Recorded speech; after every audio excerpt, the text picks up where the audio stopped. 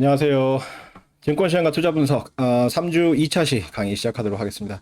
지난 시간에 이제 로봇 태권브이 이야기하면서 화폐 시간같이 예제를 풀어봤는데 이번 시간에도 거기에 이어서 지난 시간에는 이제 1976년을 배경으로 해서 그죠? 그때 이제 3년 동안 은행에 돈을 예금을 해놨을 때 3년 후에 찾는 금액 그 계산하는 예제를 풀었었죠. 이번에는 이제 미래 가치, 그러니까 현재 가치로부터 미래 가치를 구하는 이야기를 했었다면 이번에는 미래 가치로부터 현재 가치 구하는 그러한 이야기를 해보도록 하겠습니다. 자, 2018년 8월 현재 김훈 씨는 이 로봇 태권브이의 주조종사였죠. 아내 윤영희 씨는 가정주부래. 윤영희 씨와 결혼 40주년 기념 해외여행을 위해서 이게 코로나 전이니까 이게 가능한 얘기죠. 지금은 해외여행이 안 되지, 불가능하지. 해외여행을 위해서 3년 후에 2천만 원을 상환하는 조건으로 D은행에서 대출을 받기로 했다. 연간 이자율이 2%, 2%. 그리고 3년간 물가 상승이 없다고 가정을 할 때, 자, 이자를 1년에 한 번 계산할 때 현재 대출받게 되는 금액이 얼마냐? 이자를 1년에 12번 계산할 때 현재 대출받게 되는 금액이 얼마냐? 이자를 매 순간 계산을 할 때 현재 대출받게 되는 금액은 얼마냐? 이렇게 문제가 있어요. 자, 이 예제가 담고 있는 게 참 서글픈 현실인데, 뭐, 옛날에 그런 말 있죠. 모든 길은 로마로 통한다. 로마 시대, 그죠? 모든 길은 로마로 통한다. 이런 것처럼. 모든 직업은 닭집으로 통한다. 이게 참 서글픈 현실이에요. 지금은 더 힘들어. 더 힘든데, 우리나라가 뭐 지난 시간에 예제하면서 이야기를 했지만 IMF 외환위기 1997년에 IMF 외환위기 이전까지만 해도 뭐 대졸자들은 당연히 취업이 잘 됐고 서로 모셔가려고 뭐 그랬었고 전체 이제 고등학교 졸업자들 중에서 뭐 한 20% 내외만 대학을 진학하던 시절이었기 때문에 대학만 나오면 엘리트 취급을 받고 사무직 그 소위 편하고 돈 잘 버는 그러한 직종에 골라서 갈 수 있는 그러한 위치에 있었다고요. 뭐 물론 그 시대에는 고도 성장기였기 때문에 대부분의 이제 고졸 출신들, 그죠? 고등학교 졸업한 사람이 한 100만 명쯤 됐다니까. 그래서 100만 명 중에 한 20만 명 정도는 이제 사무직, 대기업 뭐 이렇게 좋은 일자리 막 얻어서 가고 나머지 고졸들도 괜찮은 일자리가 되게 많았어요. 워낙에 이제 성장기였기 때문에. 그래서 여러분은 지금 그 은행 들어가려고 굉장히 노력을 하잖아요. 여러분 중에 공기업 공무원 이외에 금융권 준비하는 사람이 많죠, 그죠? 그리고 은행이라는 곳이 전통적으로 이 그 상경계열 학생들이 되게 그 가고 싶어하는, 왜냐면 월급 많이 주거든. 그러니까 돈 만지는 직업 그 직종들이 월급이 되게 세서 금융권이 그 같은 연차, 같은 경력을 갖고 있는 다른 산업군에 비해서 연봉이 되게 세요. 되게 세서 뭐 초봉이 5, 6천씩 되고 막 그래.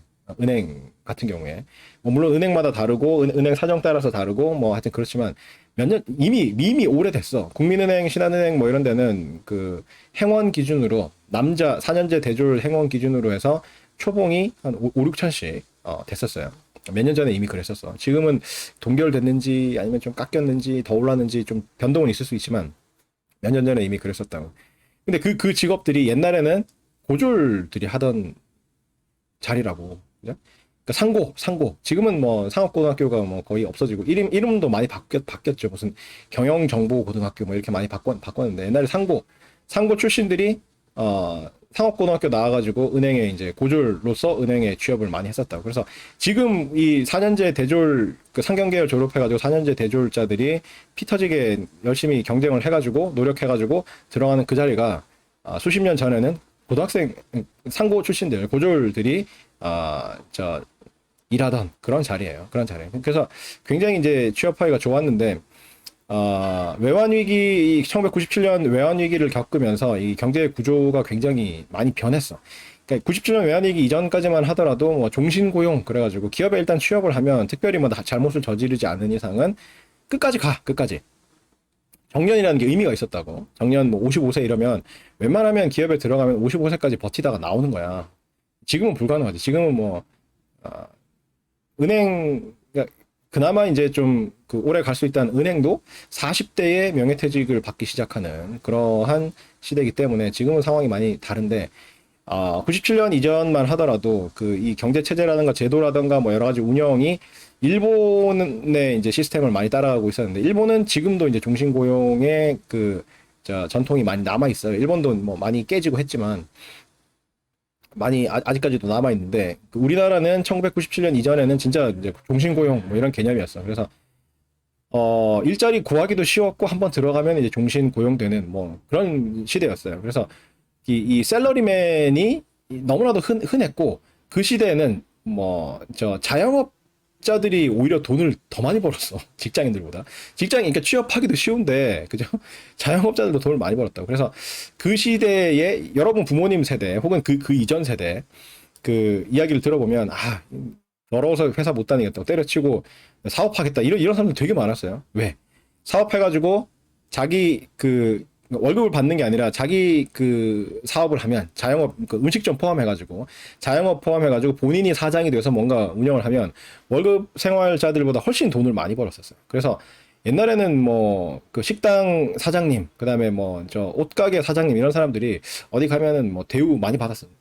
그 사장님 소리 듣고 돈도 많이 벌고 막 그랬었다고. 근데 이게 지금 몇십 년 만에 엄청나게 이제 달라진 세상이죠. 지금은 그 97년 IMF 외환위기를 겪으면서 우리나라가 이제 고용이 굉장히 유연해졌거든요. 유연해져가지고 비정규직이 많이 생겨나고, 그다음에 뭐 인턴 뭐 이런 것도 많이 생겨나고, 그다음에 이제 웬만하면 명예퇴직 뭐 이런 거, 그다음에 이제 중간에 해고되고 뭐 이런 경우가 되게 많이 늘어나가지고 정년을 보장받는다는 것도 힘들고, 그다음에 기업들이 이제 그 원가 절감 뭐 이런 걸 목표로 해가지고 이제 생산 기지를 보통 국내에 안 세워요. 97년 이전만 하더라도 웬만하면 국내에서 다 생산하고 국내에서 다 조립해가지고 수출하고 뭐 이런 거였는데 그러한 기업들이 이제 97년 외환위기 이후에 미국식 경제 체제를 받아들이기 시작해가지고 전부 이제 공장을 중국, 동남아 뭐 이렇게 이제 인건비가 싼 쪽으로, 그다음 동유럽 이런 쪽에다가 이제 생산 기지를 건설을 하다 보니까 일자리 국내 97년 이전에만 하더라도 국내에서 이제 인력을 그 조달하던 그러한 곳들이 전부 해외로 나가버려가지고 국내 일자리가 없는 거죠. 그러니까 이제 그러니까 그런 데다가 고용이 유연화돼가지고 뭐 비정규직 이런 형태로 고용을 하게 되고 그다음에 뭐 중간에 이제 자른다거나 명예퇴직한다거나 뭐 이런 경우들이 많아지고 하니까 취업하기가 점점 힘든 그런 상황이 되었죠. 그리고 지금은 이제 코로나 때문에 더 힘든 상황이 돼가지고 기업도 힘들고 뭐 기업이 힘드니까 취업도 더 안 되고 뭐 이렇게 됐고 그나마도 2000년대 그러니까 그 최근 2015년 그 무렵까지만 하더라도 대기업이든 중견 중소기업이든 간에 공채가 있었죠. 그래서 1년에 뭐 그 상반기 한 번, 하반기 한 번, 아니면 뭐 1년에 한 번 뭐 이렇게 해가지고 공채, 뭐 시험을 보든지 면접하고 뭐 이런 거만 보든 서류하고 면접만 하든지 간에 어쨌든지 간에 공채 개념이 있었는데 이제 그 공채마저도 사라지고 진짜 이제 서양식, 미국, 유럽식의 채용 방식으로 바뀌죠. 수시 채용. 필요한 인력이 생길 때마다 경력자를 뽑아가지고 그 자리에 교육 없이 그냥 바로 투입해가지고 쓸 수 있는 그런 형태로 되고 있어서 취업하기가 점점 힘들어지는 와중에 코로나 팬데믹 사태가 벌어지면서 기업이 힘들어지고 그러다 보니까 더 안 뽑고 뭐 이런 사태가 벌어진 거죠. 그래서 취업하기가 더 안 좋아. 그래서 여러분도 잘 알고 있지만 공기업 공무원 지금 준비하는 사람들은 하고 싶어서 하겠어? 공기업 공무원 되려면 시험 봐야 되잖아. 필기시험 봐야 되잖아. 하기 싫잖아. 시험 한번 보는 게 얼마나 부담스러운데. 그럼에도 불구하고 공기업 공무원 쪽으로 눈을 돌리는 이유가 뭐예요? 시험만 잘 보면 들어가서 정년이 보장되고 워라밸을 맞출 수가 있고 뭐 그죠? 그런 메리트 때문에 준비를 하는 거잖아. 일반 사기업 같은 경우에는 경력직 뽑고 언제 뽑을지 모르고 공채 같은 게 없어지고 공채라는 거는 뭐 날짜 정해놔 놓고 그때 한꺼번에 대졸자들 한꺼번에 시험 보고 면접 보고 해가지고 왕창 뽑아가지고 쓰는 그런 게 공채인데 그 공채가 사라지고 필요할 때마다 수시로 뭐 공지를 낸다거나 아니면 아는 사람을 통해 가지고 그 이제 채용 프로세스 통해 가지고 한 명씩 두 명씩 이렇게 뽑는 그런 형태가 이제 수시 채용인데 수시 채용이 대기업에서는 일반화됐고 지금은 중견기업들도 그게 수시 채용이 좀 일반화돼가는 그런 추세고 그렇죠. 그래서 공채가 그럼에도 불구하고 공채가 남아있는 직종이 금융권이죠. 특히 은행권. 은행권 같은 경우에는 필기시험 보고 해가지고 이제 공채로 사람들을 뽑아가니까 공기업 공무원, 그 다음에 그 은행을 중심으로 한 금융권. 요런 쪽이 학생들이 많이 관심을 갖게 되고, 금융권은 뭐, 어쨌든 돈 만지는 업종이기 때문에 연봉이 일단 세고, 뭐, 빨리 잘리든지 어쨌든지 간에 연봉이 센 편이고, 상대적으로 이제 학벌 차별이 없죠. 없다고 하긴 좀 그렇고 하여튼 매우 덜하죠. 다른 직종에 비해서. 왜 그렇겠어요? 지역에서 영업을 해야 되니까. 그죠? 다른 기업들은 뭐 영업망이 뭐 어떻게 되든지 업종에 따라서 다르겠지만 그러니까 보통 본사에서 근무를 하고 뭐 주요 거점에서 근무하고 하면은 서울, 대도시 이렇게 돼 있고 생산 거점은 전부 다 해외에 있고 영업망은 뭐 그 회사가 직접 영업망을 갖고 있는 경우는 별로 없고 유통 업체들을 통해서 이제 그 물건을 팔고 그렇게 돼 있잖아요. 그렇게 되기 때문에 근무를 하게 되면 보통 그 서울 그다음에 대도시 위주로 근무를 하기 때문에 뭐 사람 뽑을 때도 굳이 지역 인재를 뽑을 이유가 별로 없지. 그래서 최대한 우수한 인재를 뽑으려고 하다 보니까 뭐 상위권 대학 위주로 이제 채용이 된다거나. 그러니까 차별을 하지 말라고 학벌이나 뭐 성별이나 뭐 이런 지역이나 이런 거에 따라서 차별을 하지 말라고 되어 있음에도 불구하고 뽑아보니까 무한 경쟁해가지고 뽑아보니까 상위권 대학 출신들이 많이 뽑혔다거나 뭐 이런 식인데 은행 같은 경우에는 전국에 영업망이 있잖아. 지점이 전국에 뻗어 있잖아요. 근데 서울대 나와가지고 서울 강남 출신인데 서울대 나온 사람을 만약에 국민은행에서 뽑아가지고 경산 지점에 앉혀놨다고 해봐. 영업이 될까요? 영업이 될까? 아니 본인도 거기 있기 싫어. 나는 서울 강남 출신이고 서울대 나왔는데 경산에 앉혀놨어. 경산에 살아야 돼. 살고 싶겠어요? 그러니까 퇴사를 한다고. 일단 그 직원이 그 퇴사를 하게 될 가능성도 높고, 그 다음에 퇴사 안 하고 거기 있다고 하더라도 경산에 대해서 뭘 알아, 그 사람이. 그죠? 영업이라는 게 뭐예요? 누가 고객이 오면 대출 상담해가지고, 내가 이런 사업이나 이런 사정 때문에 요만큼의 돈을 빌리고 싶다. 그러면 대출 상담을 막 하고 해가지고, 뭐, 대출을 내준다거나 뭐 이런 거잖아. 그런 걸 하려면 지역 상황에 대해서 알아야지, 뭐, 거기 그 원룸 올리시려고 그래요? 그 자금이 많으시네요. 근데 이제 더 규모를 크게 하시려고 이만큼 빌리시는 거군요. 이러면 거기 전망이 괜찮죠. 이러고 뭐 이제 거기에 맞는 금리 적용해가지고 대출을 해주고 뭐 이렇게 해야 되고 그냥 단순 업무를 하더라도 창고에 앉아가지고 단순 업무를 하더라도 이야기를 하려면은 말도 통해야 되고 여기 경산 앞에 여기 뭐 어디 마트가 생겼는데 어쩌고 뭐 그러면 이제 뭐 할머니들이나 할아버지들 와가지고 이야기하면 그 맞장구 쳐가지고 이야기를 해주고 해야 될 거 아니야. 근데 강남 출신의 강남이 고향이고 서울대 출신을 앉혀놔 놓으면 뭔 말인지 일단 몰라. 뭐 지리를 모르고 이런 걸 떠나가지고 할머니 할아버지가 와가지고 사투리로 막 이야기하는데 은행 직원이 멍하니 죄송한데 무슨 말씀하시는지 전혀 못 알아듣겠네요. 그러면 영업이 될까? 될까? 안 돼. 안 돼. 그래서 은행은 전국적으로 이렇게 그 지점 영업을 하기 때문에 영업망이 있기 때문에 그 지점에서 근무할 사람들은 그 지점 출신들을 많이 뽑아요. 그러니까 국민은행도 사람을 뽑을 때 그냥 무한 경쟁 해가지고 이렇게 뽑는 게 아니라 지역 쿼터 비슷하게 해가지고 대구 경북 지역에서 근무할 사람들은 대구 경북 출신들을 뽑아가지고 쓴다고 그런 식으로 돼 있어요. 그러다 보니까 다른 업종에 비해서는 이 지역 대학 출신들이 들어가기가 쉽지, 그죠? 여러분이 현대자동차 들어간다고 해봐. 현대자동차 들어가려고 하면 진짜 무한 경쟁이야. 현대자동차 들어가려면. 근데 대한항공 들어간다고 해봐. 대한항공 들어가려고 하면 무한 경쟁이야. 무한 경쟁인데 국민은행 들어간다. 그럼 해볼 만한 싸움이 되는 거지. 대구 경북 지역에 근무할 사람들은 대구 경북 지역에서 이제 주로 뽑아가지고 쓰니까 대구 경북 내에서의 경쟁만 잘하면 되는 거잖아. 그죠? 뽑힐 때. 그러니까 들어갈 만하고 들어가서 근무 같이 하는 사람들 보니까 전부 뭐 이 동네 출신이고 전부 학교도 다 뭐 경북대, 영남대, 뭐 계명대 뭐 이렇게 이 지역에서 대학 졸업한 사람들이고 그러니까 뭐 당연히 뭐 별로 이제 학벌 때문에 차별을 받는다거나 이런 것도 못 느끼고 뭐 그렇게 살 수 있는 거죠. 그죠? 그래서 전통적으로 그러니까 뭐 우리뿐만 아니라 전국적으로 다 그래요. 상경계열에서 은행권을 되게 선호를 했었어. 학벌 차별 없고 없는 건 아니지만 덜하고 물론 본사 가가지고 뭐 승진하고 뭐 이렇게 임원이 되려고 하고 뭐 그러려면은 뭐 그런 차별이 좀 있을 수가 있어요. 있는데 어쨌든 최소한 이제 그냥 밥벌이 하고 이제 지역에서 자기 고향에서 살면서 돈 괜찮게 벌어가지고 살려면 은행 들어가면 연봉 세고 뭐 학벌 차별 별로 없고 그냥 편안하게 살 수 있단 말이야. 그래서 되게 인기가 좋은 직종이었어 은행이 그죠? 뭔 얘기 하더라 씨. 아 옆으로 계속 하여튼 그랬어. 근데 그게 IMF를 거치면서 IMF 외환위기를 거치면서 고용 구조가 다 바뀌어가지고 자영업자 비중이 굉장히 늘었어요. 그러니까 일자리 자체가 줄어들어서 월급 생활을 할 수 있는 그런 사람들의 비중이 줄고 그러다 보니까 이제 돈벌이 할 수 있는 거는 자영업이죠. 계속 창업을 해가지고 뭐 주로 이제 2000년대 경부터 이제 프랜차이즈 업계가 이제 폭발적으로 성장을 해가지고 닭집, 그다음에 편의점 뭐 이런 거 있잖아요. 그런 게 이제 전국 체인망을 갖기 시작하면서 다 프랜차이즈로 창업을 하는 거죠, 다들.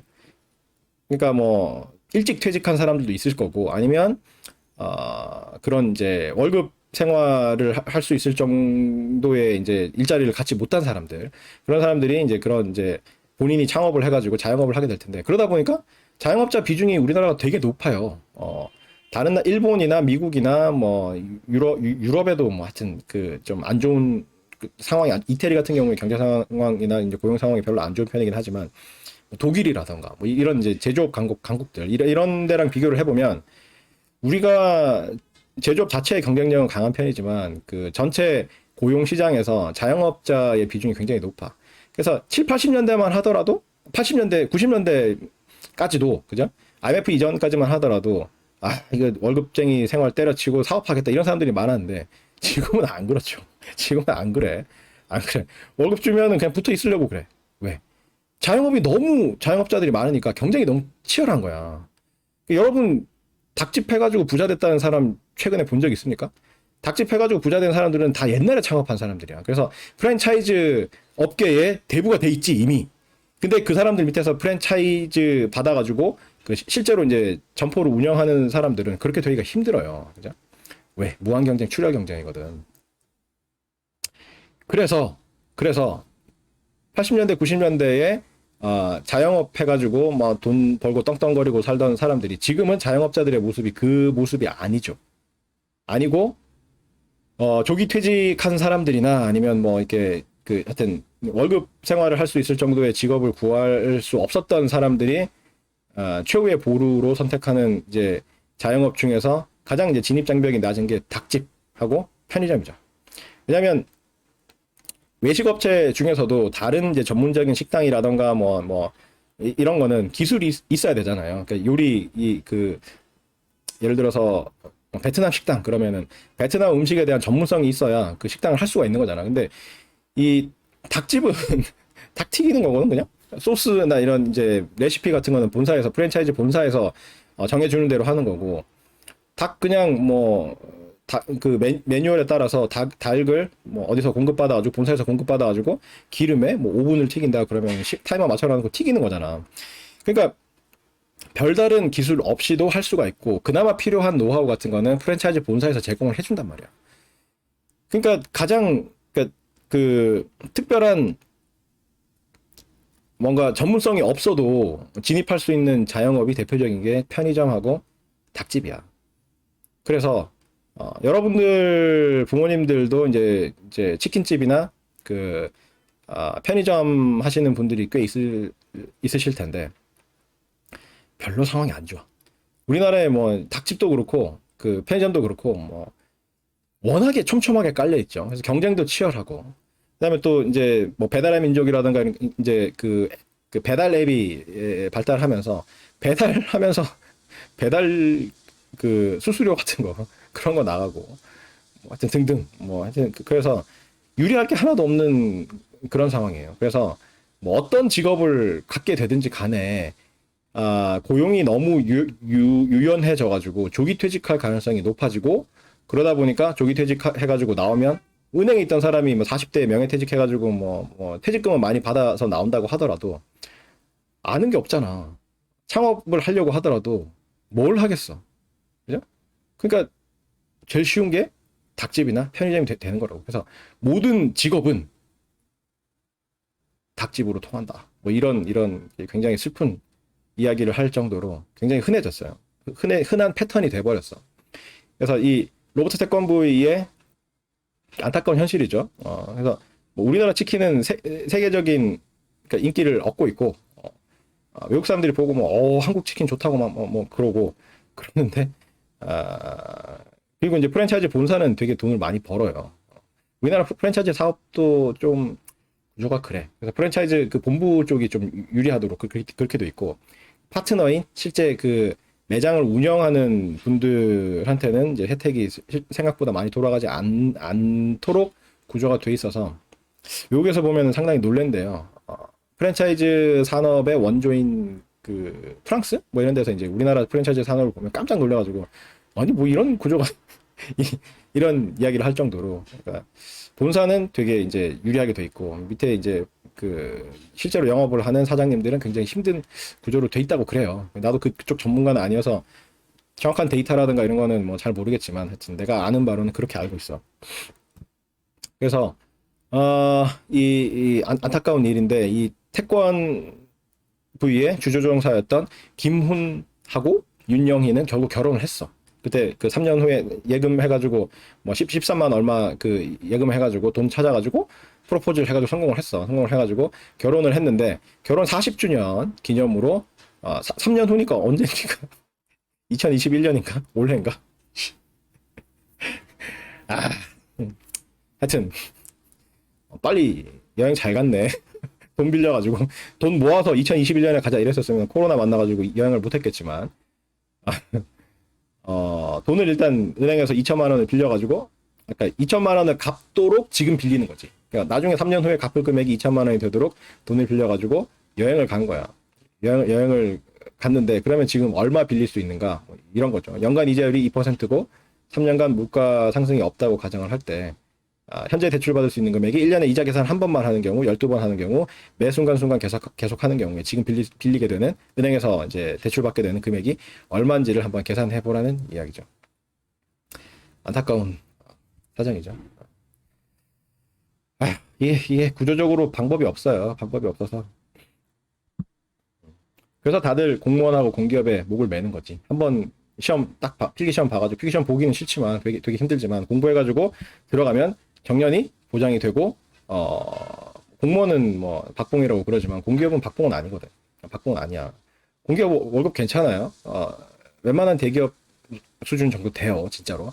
뭐 굉장히 많이, 그러니까 대기업 중에서 최상위권은 진짜 상상을 초월하게 많이 주는 데도 있지만 뭐 그런 정도 수준까지는 아니지만 그래도 대기업 정도 수준의 임금을 받으면서 정년이 보장되고 뭐 그런 거고, 공무원은 박봉이긴 하지만 이제 공무원 연금이라는 게 있죠. 퇴직하고 나면 이제 노후가 보장되는 그런 특성이 있기 때문에 다들 그쪽으로 몰리는 거고, 아니면 이제 금융권, 은행 쪽으로 그러니까 좀 일찍 퇴직할 수도 있지만 그래도 돈을 왕창 많이 벌어서 짧고 굵게 살겠다 뭐 그런 사람들은 이제 은행이라던가 아니면 증권사라던가 이렇게 금융권으로 관심을 갖고 준비를 많이 하고 있을 텐데 그래요. 그래서 언제 여러분도 자영업으로 내몰릴지, 자영업 하는 분들을 비하하는 건 아니고 자영업자들 중에서도 뭐 떼돈 벌고 이런 분들도 있어. 본인만의 노하우, 수십 년간 이렇게 자영업 특정 그 음식을 하면서 쌓인 노하우를 가지고 입소문이 나고 해가지고 막 쫙 잘 나가는 사람도 있지만, 자영업이라는 게 이제 레드오션이 될 정도로 경쟁이 너무 치열해가지고 쉽지 않은 상황이죠. 그리고 코로나 사태 때문에 지금 뭐 휴점하고 있는 데가 되게 많지. 방역 지침 때문에 몇 시 이후에는 뭐 영업을 못 한다. 그러고 뭐 이렇게 그러다 보니까 이게 힘들어져 가지고 빚내 가지고 이제 생활하고 있는 분들이 많아서 가계 부채 문제도 더 심각해지는, 사회적으로는 굉장히 암울해요. 암울하고 여러분 취업하려고 하는 여러분 입장에서 봐서도 굉장히 암울한데 이게 뾰족한 해법이 어떻게 될런지 잘 모르겠어. 통일이 되면 북한 특수 뭐 이런 거 있지 않을까, 그죠? 북한이 지금 허허벌판일 테니까 거의, 그죠?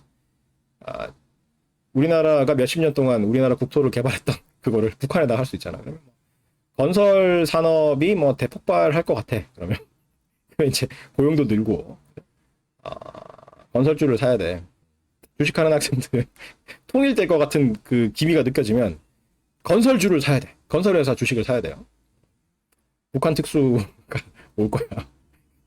그래서 통일되고 나면 뭐 경제 구조도 많이 바뀔 거고 북한을 개발하는 데 있어서 이제 경제가 이제 활력이 생기고 고용도 많이 늘어날 거고 북한 사람들의 노동력을 이용을 해가지고 예전에 이제 사양 산업이라고 버려졌던 뭐 그런 것들이 다시 이제 부활되거나 아니면 해외로 나갔던 공장들이 국내로 들어와서 북한 사람들의 노동력을 활용을 해서 뭔가 이제 새로운 걸 생산을 한다거나 하면 관련해가지고 관련 업종들이나 서비스 업종들도 마찬가지고 관리직도 그렇고 이렇게 좀 더 늘어나겠죠, 그죠?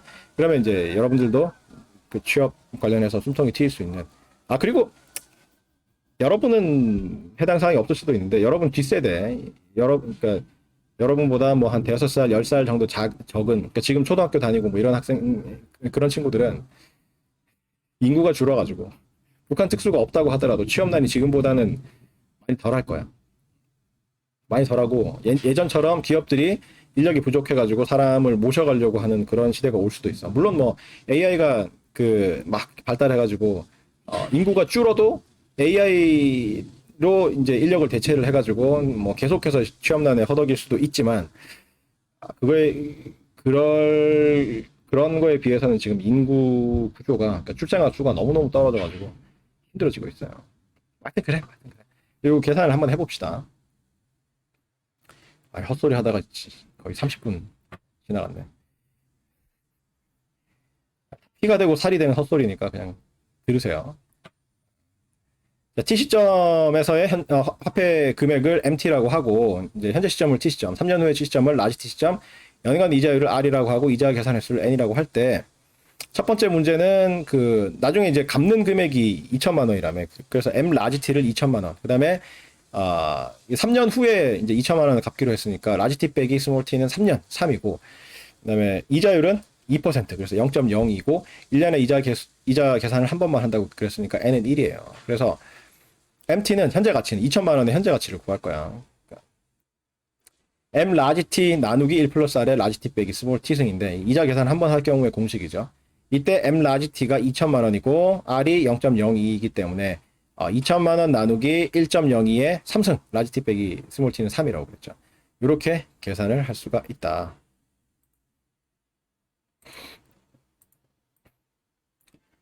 자, 그래서 계산기에다가 넣고 계산을 해보면 2천만 원 하면 0이 몇 개입니까? 7개. 이렇게 입력을 할 수가 있죠.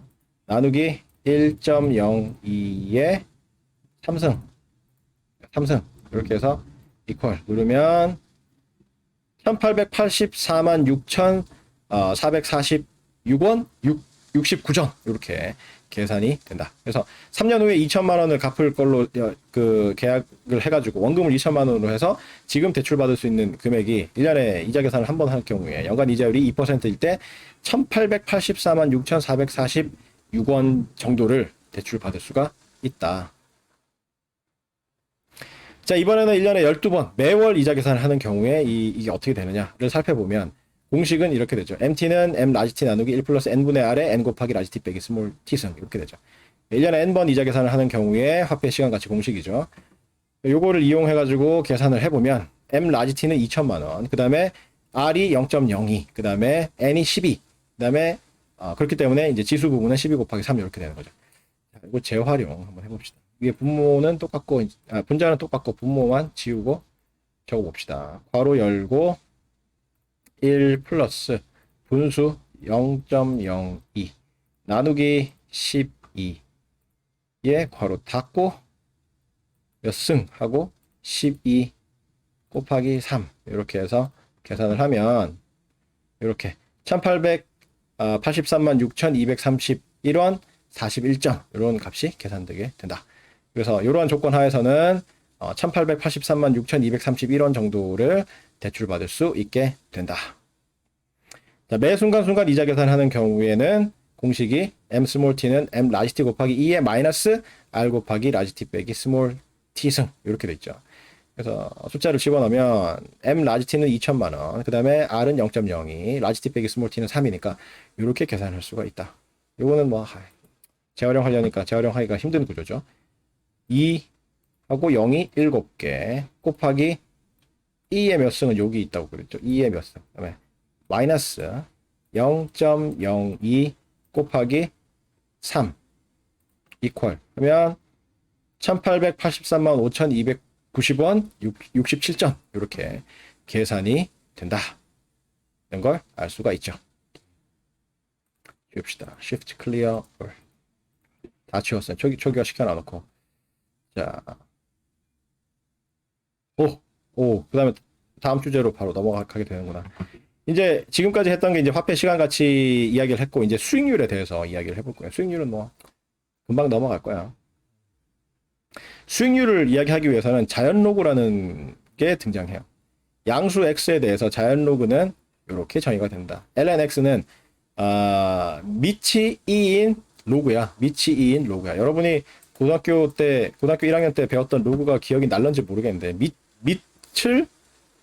밑을 2로 하는 그러한 로그를 자연 로그라고 한다.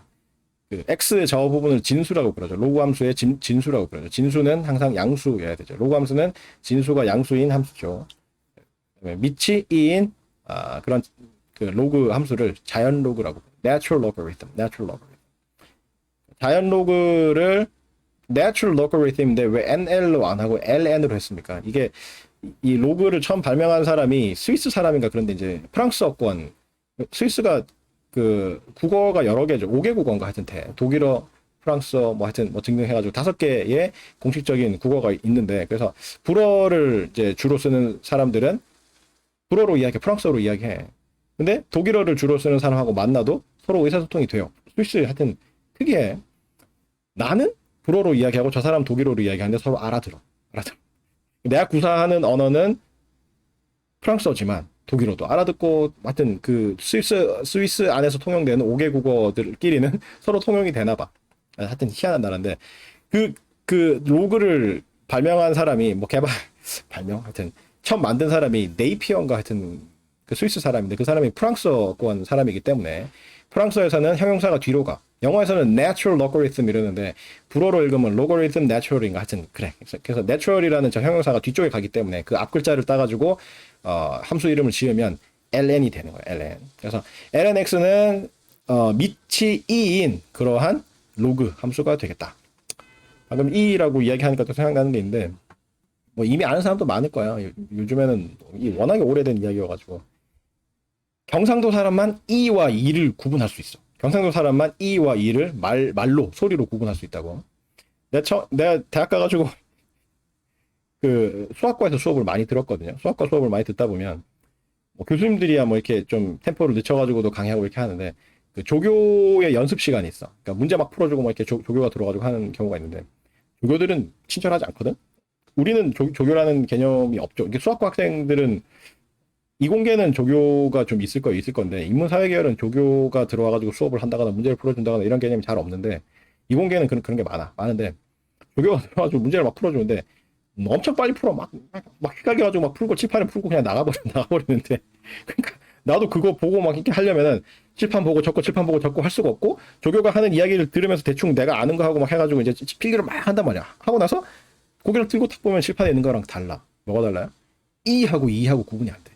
서울 사람들은 2의 2승도 2의 2승이고 2의 2승도 2의 2승이고 전부 2든 다 2로 발음을 한다고. 실제로 여러분들 그 우리 학교 우리 과목 우리 학교에도 서울 출신들 교수님들 많으시거든요. 교수라는 직업이 이제 자기 고향에서만 할 수는 없어. 굉장히 희귀한 직업군이기 때문에 전국구로 저 교수가 임명이 되기 때문에 꼭 자기 고향에서 교수가 된다는 보장이 없어. 나는 내 고향 대구 근처에서 경산에 있지만 사실 뭐 보통 경남대 그러면 대구권 학교로 보죠. 난 고향이 대구인데 대구에서 이제 고향에서 근무를 하게 된 케이스인데 대부분의 교수님들은 고향이 대구가 아니야. 그리고 서울 출신들이 굉장히 많이 계세요. 근데 서울 출신 교수님들 그 강의 들어보면 여러분이 느낄 수 있어. 2도 2라고 하고 2도 2라고 해요. 2도 2라고 하고 2도 2라고 한다. 그래서 2의 2승에 뭐 2의 2승 뭐 이렇게 막 발음한다고. 그래서 그거 듣고 막 필기를 다 해서 전부 2로 적어놨는데 나중에 알고 보면 어떤 건 2고 어떤 건 2고 막 뒤죽박죽이야. 그래서 경상도는 2의 2승, 2의 2승, 2의 2승, 2의 2승 다 다르잖아. 다 다른데 그게 이제 서울 사람들은 전부 2의 2승 이렇게 한다. 근데 그게 서울만 그런 게 아니라 경상도 이외의 지역은 다 그런 것 같아. 사람들이 이제 사투리 쓰면은 사투리에 대해서 되게 그 안 좋게 인식이 뭐 표준어를 씁시다 이러고 여학생들은 이제 서울말을 쓰려고 노력 많이 하는 경우가 많잖아요. 특히나 이제 이 동네를 벗어나서 서울에 간다거나 이러면은 안 되는 서울말 한번 써보려고 뭐 무진장 노력을 하잖아요. 근데 이 경상도 말의 우수한 점은 그런 거야. 그런 거. 이런 거 이제 구분할 수 있는 거. 물론 뭐 구분이 이제 안 되는 것도 있지. 뭐 이런 거 발음 구분 잘 안 되고 뭐 하여튼 그래서 여러분들은 뭐 다 될 거라고 생각하지만 윗세대들 보면 이게 의인지 어인지 그래서 의사라고 적어놔놓고 이사, 의사, 어사 뭐 이렇게 다 다르게 있고 내 이름도 이 어디 가가지고 이렇게 불러주면 잘 못 받아 적어. 성함이 조승모예요. 성리할 때 성이세요? 뭐 이렇게 물어보고 이름 이렇게 조승모 적어주면 그걸 보고 옆에다 옮겨 적는데 조성모 이렇게 옮겨 적는 사람도 있고 하여튼 그래. 그래서 발음이 안 되는 것도 있지만 이나 이의 구분 같은 경우에는 경상도가 확실하게 구분을 하고 있어. 양수 x에 대해서 밑을 e로 하는 그 로그 함수를 자연 로그라고 하고 lnx라고 적어. 정의가 그렇다는 거고 여러분이 이거 계산하는 거는 계산기로 할 거예요. 계산기로. 계산기에 이거 있죠. 계산기에 보면 여기 ln이라는 거 있잖아. ln하고 2 집어넣고 괄호 닫고 equal 누르면 계산을 다 해줘. 그래서 그냥 ln이라는 함수가 있고 그거는 계산기로 다 계산을 할 수가 있어. 그 다음에 로그라는 것도 있죠. 로그를 누르면 이거는 상용 로그야. 밑이 10인 그죠? 그래서 10 집어넣으면 1이 나와야 되는데 1이 나오죠. 그죠? 그리고 밑이 다른 로그도 없나? 이 계산기에는 그게 없나요?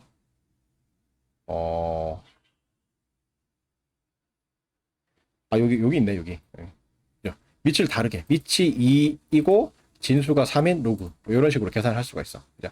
그래서, 그 계산기로 다 계산을 할 수가 있기 때문에, 뭐, 그렇게, 걱정하고 쫄 필요는 전혀 없고, 그냥 수학적으로 정의가 이렇게 돼 있다라는 정도만 알고 넘어가면 되겠습니다. 이게 자연 로그. 자연 로그를 정의하는 이유는 수익률 정의할 때 여러분이 알고 있는 그 수익률뿐만 아니라 로그 수익률이라는 게 있기 때문에 그때 이제 자연 로그가 쓰이거든. 그래서 이제 정의를 하는 건데 계산을 계산기가 해주기 때문에 겁먹을 필요는 없다. 자, 수익률은 스몰 t 시점과 라지 t 시점 두 시점 사이에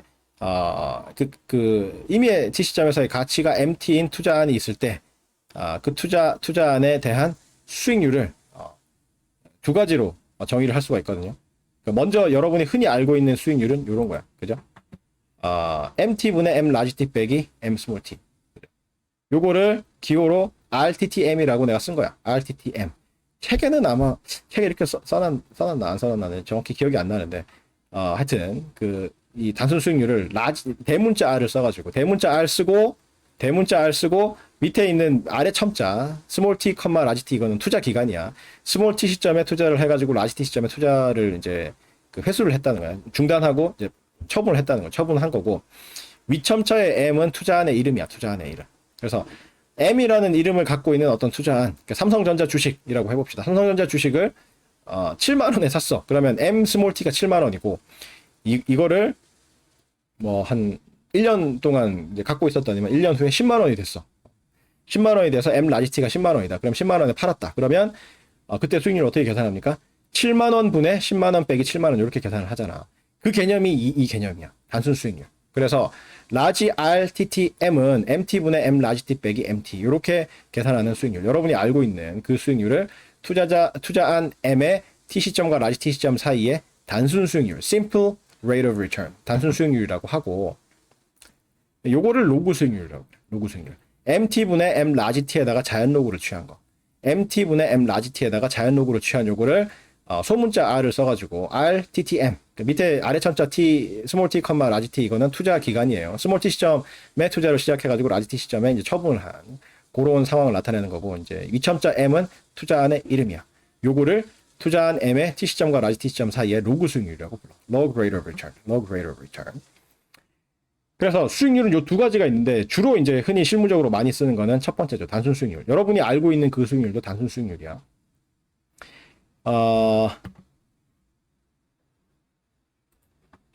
로그 수익률은 왜 씁니까? 이런데 로그 수익률은 1년 이자 계산할 때 1년에 무한대번 이자 계산하는 그 경우에 대응하는 개념이에요. 그 경우에 대응하는 개념이라고. 뭐 하여튼 그래. 정의상 뭐 이렇게 있어. 그래서 우리 책에 내가 그걸 써놨나? 치구나. 우리 책에 그걸 써놨는지 안 써놨는지 정확히 기억이 안 나는데 요거 식을 변형을 해보면 화폐 시간가치 공식으로 변형을 시킬 수가 있어요. 그래서 단순 수익률에 대응하는 개념은 t 시점과 라지 t 시점 사이에 이자 계산을 딱 한 번 하는 경우에 화폐 시간가치 공식으로 변형이 되고, 로그 수익률 같은 경우에는 변형을 해보면 이자 계산을 매 순간순간 무한대번 하는 경우에 그 수익률에 대응하는 그 개념이 로그 수익률이에요. 그래서 이 화폐 시간가치 공식에 대응해가지고 이 수익률도 개념이 이렇게 두 가지로 나눠서 주어져 있어요. 근데 거기까지 몰라도 되고 뭐 정의상 그렇다 이렇게 정한다라고 기억을 하면 되겠습니다. 자, 다시 한번. 자, 자연 로그라는 거는 양수 x에 대해서 그 밑을 e로 하는, 우리가 그 지난 시간에 정의했었던 e, 그죠? 그 e라는 그 무리수, 그 무리수 e를 밑으로 하는 로그 함수다. 로그 e의 x 이고, 그다음에 수익률은 두 가지 종류가 있다. 여러분이 흔히 알고 있는 이런 거는 요거를 단순 수익률이라고 한다. 라지 R, TTM 이렇게 써놔놓고 현재 투자할 때의 투자 가치, 그죠? M 스몰 t 분의 나중에 처분할 때의 가치 M 라지 t 빼기 초기 투자분 MT 이렇게 해서 계산하는 거. 요거를 스몰 t 시점과 라지 t 시점 사이에 단순 수익률이라고 하고, 그 다음에 로그 수익률은 MT분의 M 라지 t에다가 자연 로그를 취한 거, 요거를 로그 수익률이라고 한다. 스몰 t 시점부터 라지 t 시점 사이에 로그 수익률, 투자한 M의 로그 수익률이라고 부른다. 그래서 소문자를 쓰고 RTTM 이렇게 소문자 R을 써가지고 RTTM 이렇게 이야기를 한다. 자, 요걸 가지고 예제를 한번 풀어봅시다. 2018년 9월 3일 현재 결혼 40주년 기념 해외여행을 마쳤대요. 아까 돈 빌려가지고 결혼 40주년 그 여행을 했었다고 했었죠. 앞에 예제에서, 그죠? 그래서 뭐 3년 후에 3천만 원을 갚기로 하고 현재 시점에서 뭐 1,800 몇십만 원 빌려가지고 그걸로 해외여행을 한 거야. 했는데 근데 해외여행 갔다 오고 나니까 돈을 다 못 썼어. 못 쓰고 한 1,000만 원, 1,100만 원 뭐 그 정도만 쓰고 725만 원이 남았대요. 725만 원이 남아서 요거를 그냥 갖고 있다가 3년 후에 갚지 말고 주식에다가 한번 투자를 해보자라고 해서 영남경금이라는 회사, 영남경금이 어디겠어요? 영남대학교 경제금융학부지. 우리 책에 보면 뭐 이런 이름들이 많아. 영남대학교 경제금융학부는 영남경금 이렇게 돼 있고, 서울대 의대, 서울메디 뭐 이렇게 돼 있고, 경북대학교 전자공학과, 그죠? 뭐 이런 식으로 대학과 그 특정 학과를 이제 기업 이름으로 바꿔가지고 이렇게 많이 해놨는데, 그 예제들을 보면은 대체로 영남경금이 이제 좋은 주식, 뭐 수익률 높은 주식, 하여튼 그런 걸로 많은 행복감을 주는 주식, 뭐 하여튼 그런 식으로 많이 설정을 해놨어요. 그래서 요거를 영남경금이라는 회사가 발행한 주식 5주를 사는데 모두 투자하기로 했다. 2018년 9월 3일에 영남경금의 주가가 145만 원이래. 145만 원. 한 주에 145만 원이고 3년 후인 2021년 9월 3일. 올해네 2021년. 그죠? 2021년 9월 3일에 이 주식을 전부 매도를 했는데 이때의 영남경금의 주가는 285만 원이래. 145만 원이었는데 이게 거의 2배 가까이 막 확 올랐어. 그죠? 285만 원에 팔았어요. 역시 잘 나가는 영남경금. 그죠? 그래서 이러한 주식 투자에 대해서 2018년 9월 3일과 2021년 9월 3일 사이에 단순 수익률은 몇 %인가? 그다음에 로그 수익률은 몇 %인가? 이거를 계산을 해보라는 이야기죠. 자, 계산을 해봅시다. 자, 이 주식을 이제 처음에 투자하기 시작한 시점을 스몰 T 시점, 2018년 9월 3일을 스몰 T 시점이라고 하고 2021년 9월 3일을 라지 T 시점이라고 하면, 스몰 T 시점에는 한 주당 가격이 145만 원이었는데 이걸 5주를 샀기 때문에 145만 원 곱하기 5 이렇게 되겠죠. 이게 스몰 T 시점에서의 우리 투자안의 가치가 되겠죠. 그래서 M 스몰 T가 145만 원 곱하기 5주고, 그다음에 나중에 처분할 때 2021년 9월 3일에 처분할 당시에 그 가치는 주당 285만 원에 5주를 처분을 했으니까 M 라지 T는 285만 원 곱하기 5 이렇게 될 거다. 그래서 단순 수익률을 계산을 하면, 단순 수익률 공식이 어떻게 돼요? 라지 RTT M은, 그죠? 그러니까 M 스몰 T 분의 M 라지 T 빼기 M 스몰 T. 인데 몇 %냐라고 했기 때문에 100을 곱해야 되죠. 퍼센트로 바꾸려면 100을 곱하는 거예요. 이 정도는 알죠? 초등학교 산수. 퍼센트로 바꾸려면 100을 곱하면 돼. 비율에다가 100을 곱하면 퍼센트가 되죠. 너무 여러분을 수준을 낮춰서 보고 있습니까? 지론이야, 지론. 무엇을 기대하든 그 이하를 겪게 되는 그런 상황이기 때문에 지론이야, 지론. 하여튼 곱하기 100 이걸 해줘야 된다. 그래서 요거를 이제 그 분자 부분을 이렇게 분수 두 개로 나눠보면 M 스몰 T 분의 M 라지 T 빼기 1 이렇게 쓸 수가 있죠. 그죠? 이 정도는 알지. 그죠? M 스몰 T 분의 M 라지 T 빼기 M 스몰 T 분의 M 스몰 T가 돼서 M 스몰 T 분의 M 스몰 T는 1이기 때문에 M 스몰 T 분의 M 라지 T 빼기 1 이렇게 쓸 수가 있죠. 곱하기 100 이렇게 되는데 왜 이렇게 하겠어요? 입력하는 부담을 덜려고 그러는 거지. 원래 공식대로 하면은 복잡한 숫자를 그 M 스몰 T를 2번 입력을 해야 되잖아. 그죠? 분모에 M 스몰 T가 있고 분자에 M 스몰 T 한 번 더 나오니까 넣기가 귀찮으니까 이렇게 변형을 해가지고 계산을 하는 거야. 자, 요거를 계산을 해봅시다. 계산을 하면 괄호 열고 분수 한 다음에 2, 8, 5 하고 0이 4개 이렇게 되는데, 사실은 0, 4개는 분모 분자 서로 약분시킬 수 있죠? 약분시킬 수 있지. 그래서 귀찮으면 뭐 입력 안 해도 될 정도로 너무나도 이제 그런 건데, 있는 그대로 이제 입력을 하는 걸 한번 보여주려고 하는 거예요. 곱하기 5. 그 다음에 분모는 1, 4, 5 하고 0, 4개. 곱하기 5. 곱하기 5도 분모 분자 서로 그 약분되잖아. 그러니까 0, 4개도 서로 분모 분자 약분되고 곱하기 5도 서로 분모 분자 약분돼가지고 실제로는 145분의 285 이렇게만 하면 되는데, 다 적었어 그냥. 빼기 1 하고 괄호 닫고 곱하기 100 하면 이런 값이 나와. 약분을 했네. 곱하기 5는 약분을 했네. 그죠? 약분을 해서 입력을 하든 뭐 약분을 안 하고 입력을 하든지 간에 이런 값이 나오는데, 요거를 자, 이렇게 처음에 값은 분수로 나왔죠. 이거를 그 소수로 바꾸면 이렇게 된다.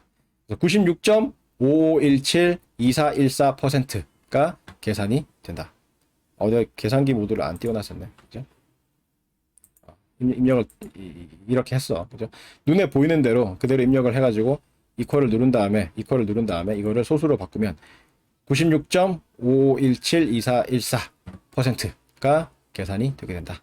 그래서 단순 수익률은 이 3년 동안의 단순 수익률은 96.55172414%가 된다라는 걸 알 수가 있죠. 자, 그러면 로그 수익률을 계산을 해봅시다. 로그 수익률을 계산을 해보면 로그 수익률은 이렇게 ln MT분의 M 라지 T인데, 이것도 퍼센트로 바꾸기 위해서 곱하기 100을 했어요. 근데 조심을 해야 되는 게, 이게 곱하기 100 앞에 이제 괄호로 묶어놨죠. 괄호로 묶어놓은 이유가 뭐예요? 괄호 없이 그냥 곱하기 100을 하면 이게 그 MT분의 M 라지 T 곱하기 100이 그 로그의 진수인 것처럼 그렇게 처리될 수 있는 위험성이 있기 때문에 로그 부분은 일단 그 괄호로 묶어가지고 보호를 하는 거야.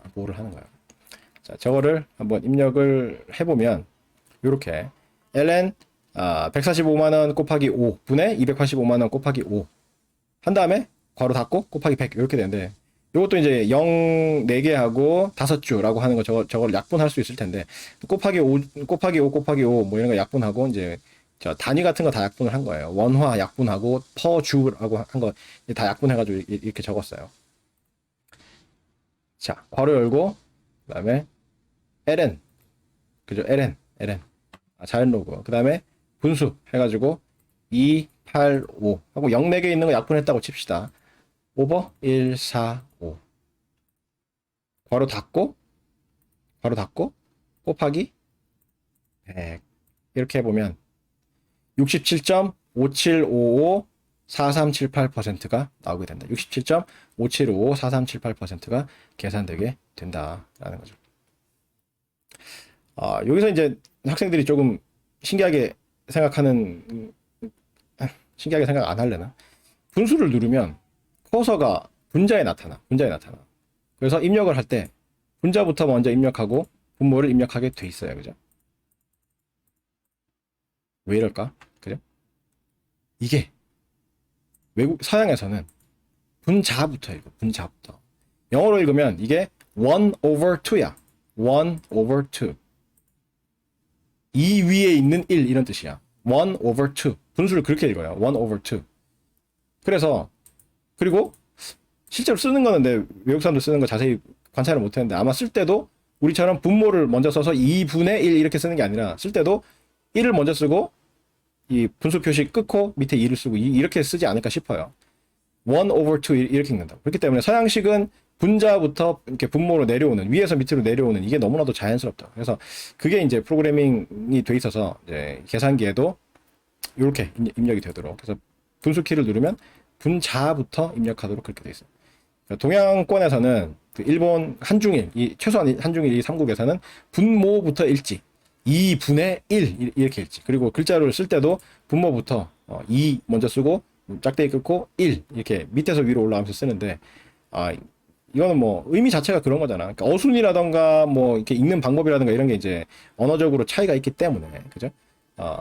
순서가 다른 건데 영미권 서양권에서는 위에서부터 읽어요. 1 over 2 이렇게 읽고 쓸 때도 1 짝대기 2 뭐 이렇게 쓰기 때문에 계산기에 입력을 할 때도 분자부터 먼저 입력하는 형태로 그렇게 되어 있어요. 참고로 알고 있으세요. 자, 요렇게 해서 수익률에 대한 이야기가 끝나고 드디어 포트폴리오 이론 기다리던 포트폴리오 이론에 대해서 다뤄보도록 하겠습니다.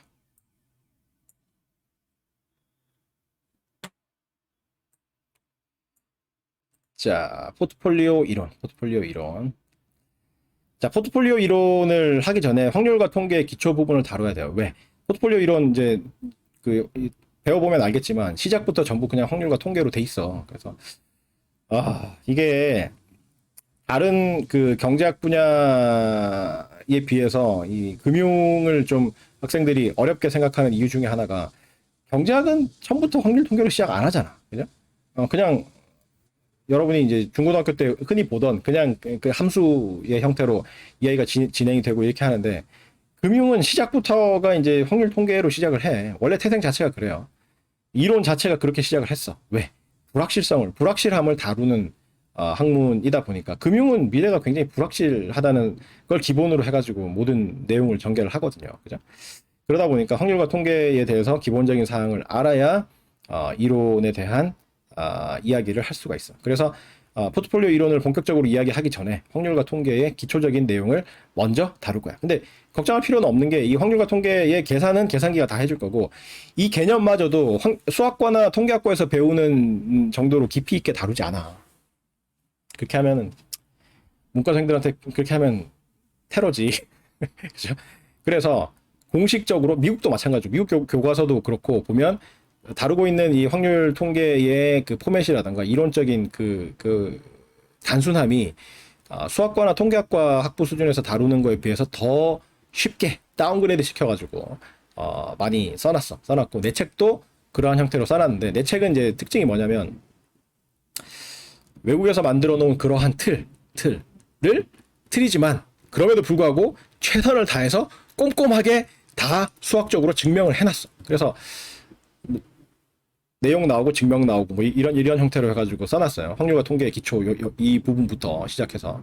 근데 사실은 그게 이제 우리 입장에서 꼭 필요한 건 아니라고. 그러니까 필요한 학생들은 수학과나 통계학과처럼 꼼꼼한 걸 좋아하는 학생들은 그리고 요거를 이게 금융 상황에서 사용하는 이제 다운그레이드 시킨 확률 통계 이론은 얼마나 엄밀한가 이런 걸 보고 싶은 학생들은 내 책을 봐봐요. 그러면 다운그레이드를 시켰음에도 불구하고 굉장히 꼼꼼하게 그 틀 내에서 굉장히 꼼꼼하게 증명을 다 해놨다고. 근데 우리의 목표는 그게 아니야. 그게 아니라 포트폴리오 이론을 이해하기 위해서 확률과 통계의 개념이 필요한 거기 때문에 우리가 지금부터 강의할 이 확률과 통계의 기초 부분은 우리 주교재에 실어 놓은 내용을 더 축약을 했어. 축약을 해가지고 우리가 이게 포트폴리오 이론을 이해하기 위해서 필요한 내용은 전부 다 다루되 증명 같은 거는 다 생략을 하고 좋은 일이죠. 여러분 입장에서 증명 같은 건 다 생략을 하고 이야기를 할 거야. 그리고 그 포맷 자체도 좀 더 이해하기 쉽게 이 수업 시간에 다룰 거예요.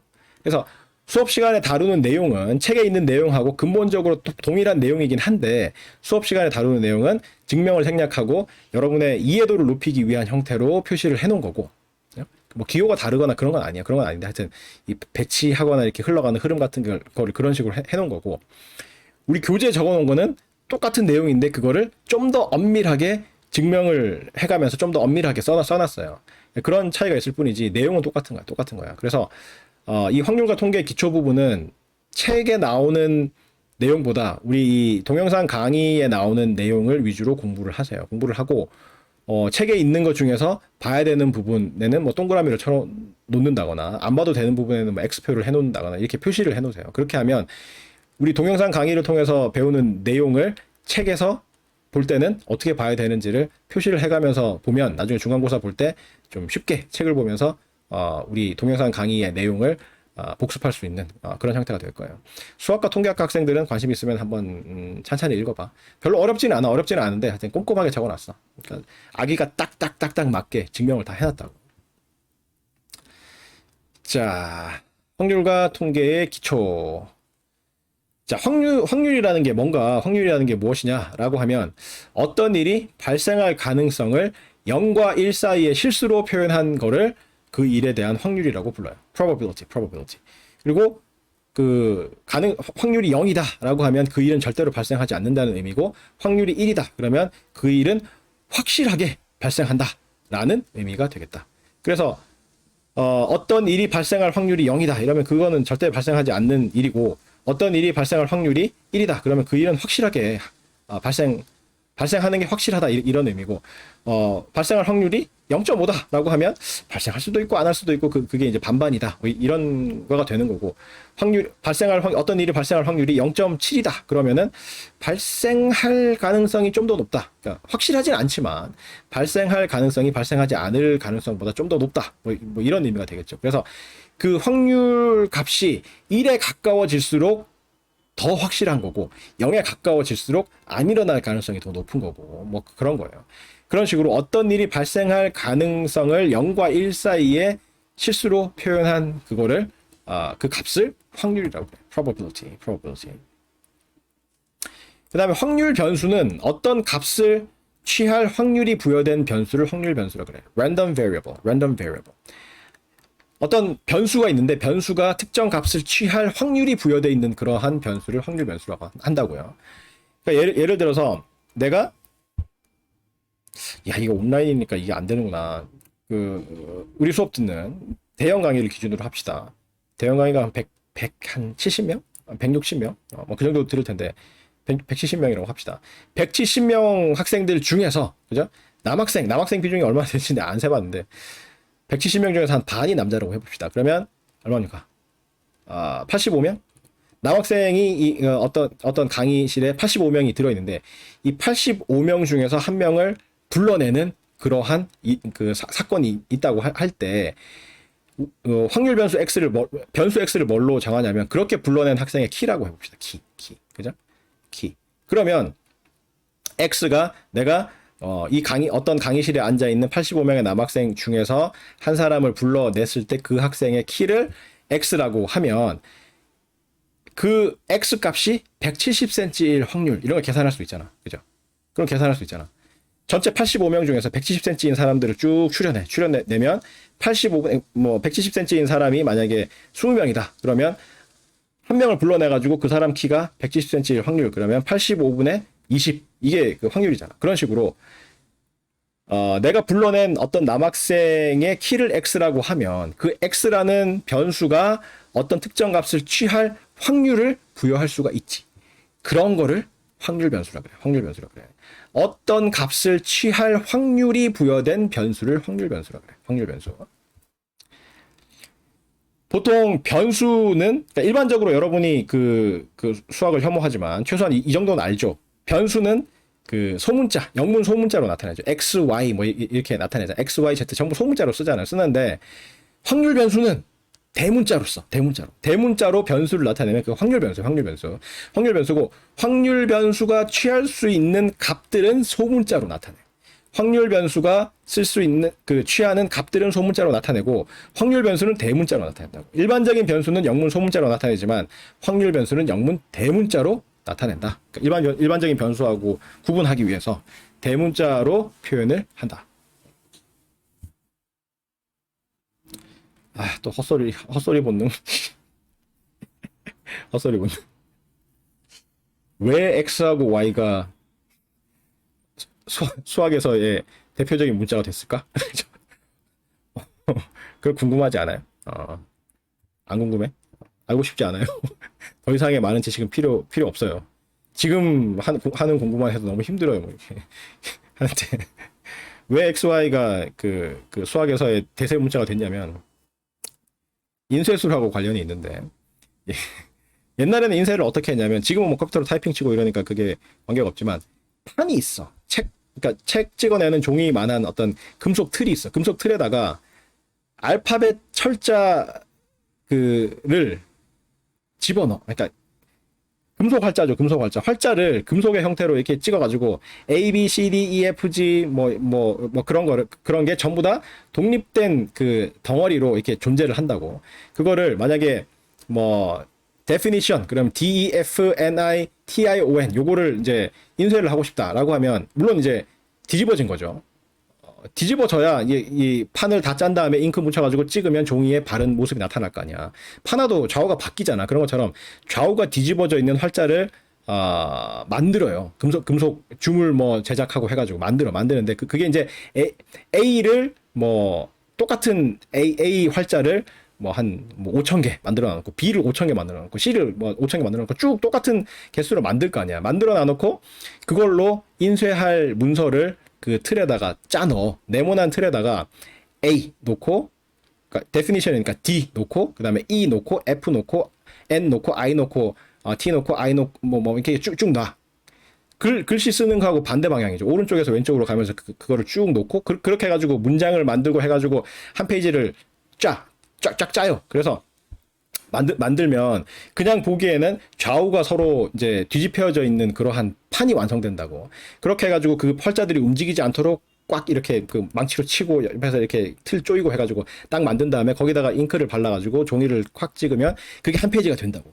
그거를 책을 만약에 뭐 1000부를 찍어낸다 그러면 그렇게 페이지 하나 만든 다음에 그 1000번 찍어가지고 만든 다음에 그다음 다시 풀어. 틀을 푼 다음에 다시 활자를 재조합해가지고 그 다음 장을 또 그런 식으로 만든 다음에 또 틀 딱 짜가지고 또 그거를 천장 찍는다고. 그래가지고 그걸로 책 1페이지부터 마지막 페이지까지 그거를 쭉 찍으면 한 번 그 판 하나가 이제 한 페이지를 나타내는 거야. 그렇게 해서 쭉 찍은 다음에 그렇게 해서 이제 똑같은 페이지가 천 장씩 쭉 찍힌 거 있잖아요. 그거를 하나씩 모아가지고 책 1000권을 만든다고. 그게 인쇄의 기본이야. 그러니까 지금은 컴퓨터로 해가지고 한꺼번에 그냥 쭉 나오지만 옛날에 이제 컴퓨터가 없었던 시절에 인쇄는 그런 식으로 했었다고. 근데 그렇게 하다 보면 영어 글자에서 가장 안 쓰이는 활자가 뭐가 있겠어요? X, Y, Z. 영어뿐만 아니라 서양 알파벳 문화권에서 단어를 보면 X하고 Y하고 Z 이런 거 잘 안 나와. 단어 쓸 때, 그죠? 지금 definition에도 X 없죠? Y 없지? Z 없지? 없잖아. 없기 때문에 활자가 항상 많이 남는 게 X, Y, Z라고.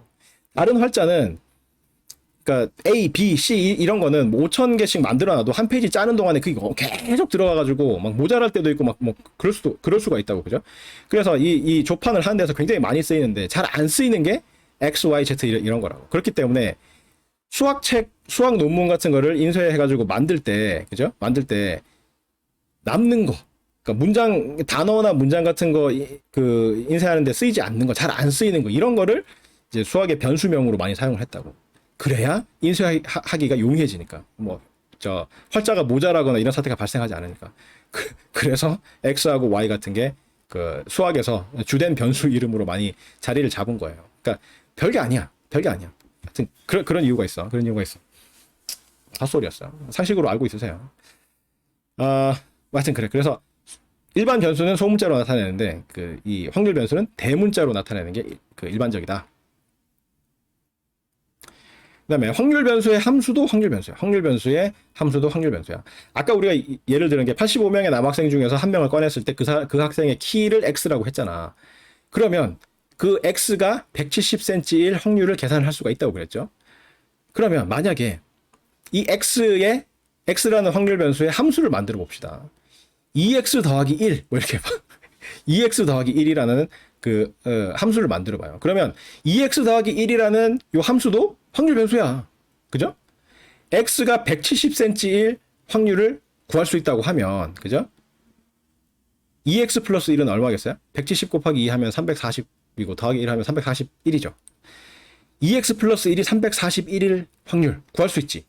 2X 플러스 1이 341일 확률은 X가 170일 확률하고 똑같은 거지. 그죠? 그런 식으로 확률 변수의 함수도 확률을 부여할 수 있죠. 그죠? 2x 플러스 1. 그러면 2x 플러스 1이 그러니까 341일 확률은 x가 170일 확률하고 같은 거지. 그지? 그런 식으로 확률 변수의 함수도 확률을 부여할 수 있기 때문에 그 자체로 확률 변수라고 볼 수가 있다는 거죠.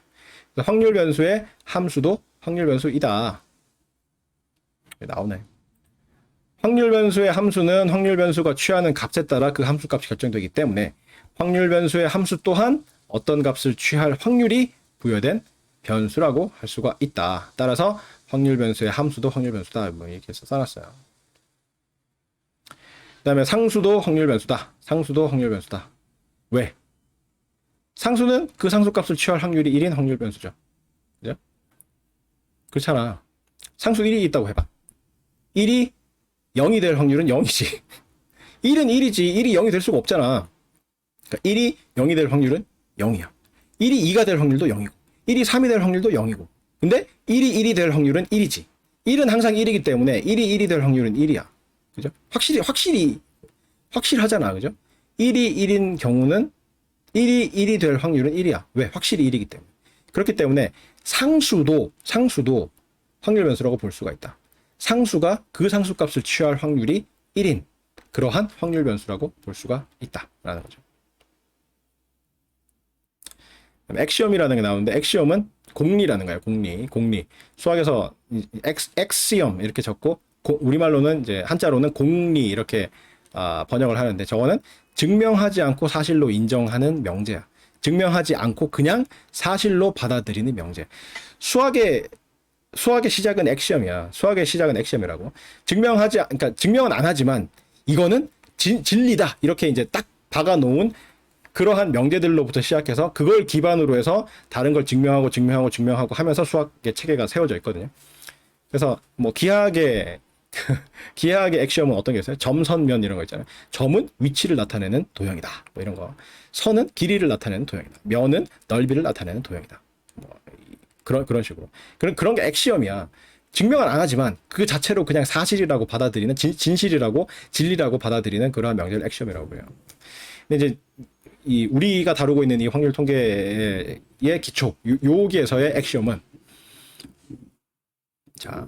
요 엑시엄은 여기서만 통하는 거야. 수학 전체에서 통하는 게 아니라 우리가 이 축약시켜가지고 이 포트폴리오 이론을 이해하기 위해서 지금 다루고 있는 이 체계, 이 확률 통계 체계 하에서의 엑시엄이에요. 엑시엄.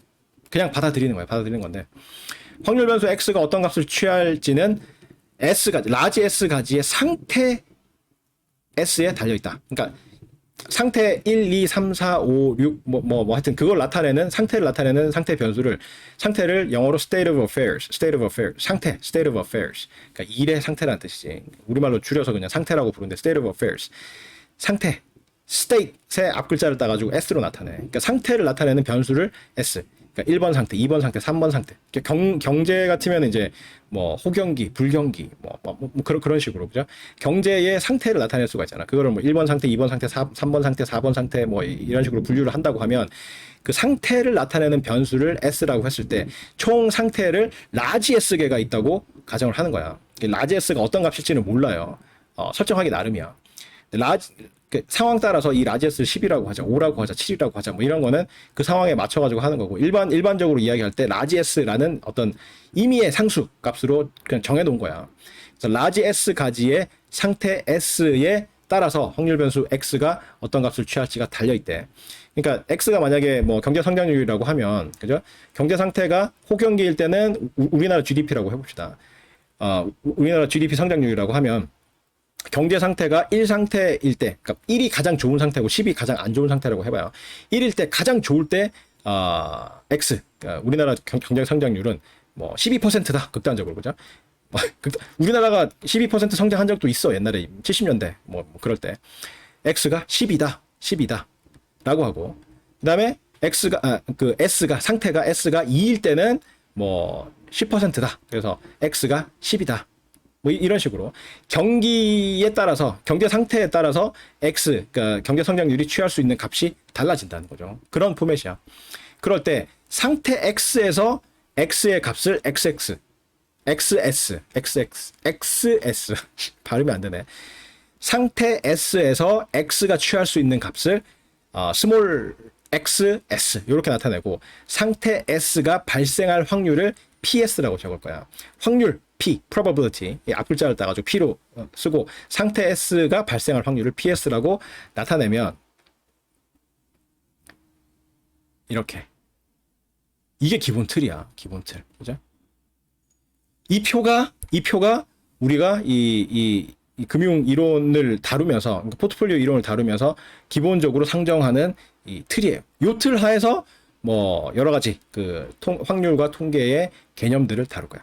상태 S가 1 상태, 2 상태, 3 상태 해가지고 총 라지 S 개의 상태가 있고, 각 상태마다 그 상태에 따라서 라지 X가 취할 수 있는 값들이 상태 1에서는 X1, 상태 2에서는 X2, 상태 3에서는 X3 이렇게 해가지고 XS까지의 값을 취할 수가 있고, 그 다음에 각 상태별 확률이, 상태 1이 발생할 확률은 P1, 상태 2가 발생할 확률은 P2, 상태 3이 발생할 확률은 P3, 뭐 이런 식으로 해서 PS까지 이렇게 가정을 했을 때